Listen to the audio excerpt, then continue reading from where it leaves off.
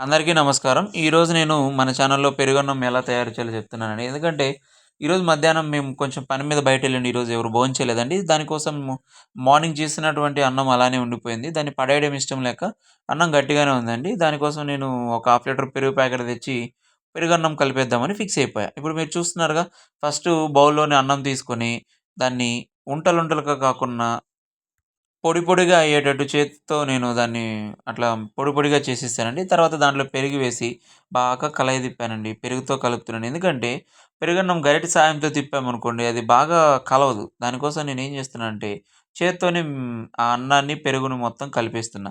ఇలా కలిపేసి ఒక బౌల్‌లో పక్కన పెట్టుకుంటానండి.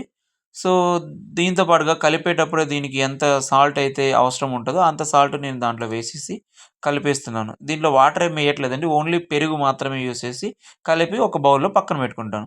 నెక్స్ట్ అలానే తినడం ఇష్టం లేక దీన్ని కొంచెం పోపు కూడా పోపు వేద్దామనే ఉద్దేశ్యంతో నేను పోపు వేస్తున్నానండి. ఫస్ట్‌గా ఒక పాన్ తీసుకొని అందులో కొంచెం ఆయిల్ అనేది వేసుకున్నాను. సో, ఇక్కడ నాకప్పుడు స్పూన్ దొరకలేదండి. డైరెక్ట్‌గా ఏదైతే ఆయిల్ ఉందో ఆ బాటిల్‌తోనే అలానే వేసేసాను. సో, అంటే ఫాస్ట్‌గా చేయాలి కదా! తప్పదు ఇంకా దొరకలేదు నాకు. అందుకని నేను వేసేసాను. సో, దాని తర్వాత నేను అందులో కొంచెం సాసొలేసాను. సాసొలేసిన తర్వాత ఇంక మనకేంటి జీలకర్ర వేశాను. ఇంకా మనకు పోపంటే గుర్తొచ్చేదేంది పచ్చిమిర్చి కొంచెం కట్ జేసేసాను. దాంట్లో ఎండుమిర్చి గూడా వేస్తున్నానండి. ఎందుకంటే నాకు ఆయిల్‌లో బాయిల్ అయినటువంటి ఎండుమిర్చి తినాలంటే చాలా ఇష్టం. సో, దానికోసం ఒక 4 ఎండుమిర్చి వేసేసాను. సో, కరివేపాకు వేస్తున్నాను. హ్మ్. దాని తర్వాత నేను పచ్చిమిర్చి కట్ చేసింది గూడా వేస్తున్నాను. సో, అలా వేసి కొంసేపు బాయిల్ చేస్తానండి. ఈ బాయిల్ అయిన తర్వాత దీంట్లో ముందుగా కట్ చేసి పెట్టుకున్నటువంటి ఆనియన్స్‌ని గూడా ఇందులో వేసేస్తాను. సో, ఆనియన్స్ గూడా వేసి బాగా బాయిల్ అయ్యేంత వరకు అంటే బాగా బాయిల్ మీన్స్ ఆనియన్స్ అనేది కొంచెం కలర్ చేంజ్ అయ్యేంత వరకు నేను బాగా ఆ ఆయిల్‌లో వేయిస్తాను. ఆ తర్వాత ఇందులో నేను టేస్ట్ కోసం నేను కొంచెం స్పెషల్‌గా ఉంటదని క్యారెట్ గూడా తురిమి వేసుకున్నానండి. మామూలుగా క్యారెట్‌ని పీస్‌గా కట్ చేస్తే కలవదనే ఉద్దేశ్యంతో తురుముకొని అందులో వేశాను. ఇప్పుడు తురిమినట్లయితే బాగా దాంట్లో సరిపోతుంది. జీలకర్ర ఇంకొంచెం వేస్తున్నానండి. నాకెందుకో తక్కువ అనిపించింది.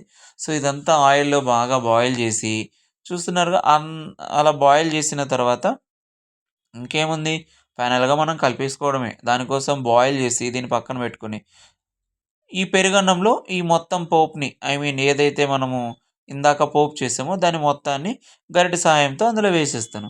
వేసి బాగా కలయతిప్పుతానబ్బా! ఇక్కడ పెరుగన్నంలో మొత్తము ఈ పోపు మొత్తం మిక్స్ అయిపోయేంత వరకు బాగా కలయతిప్పుతాను.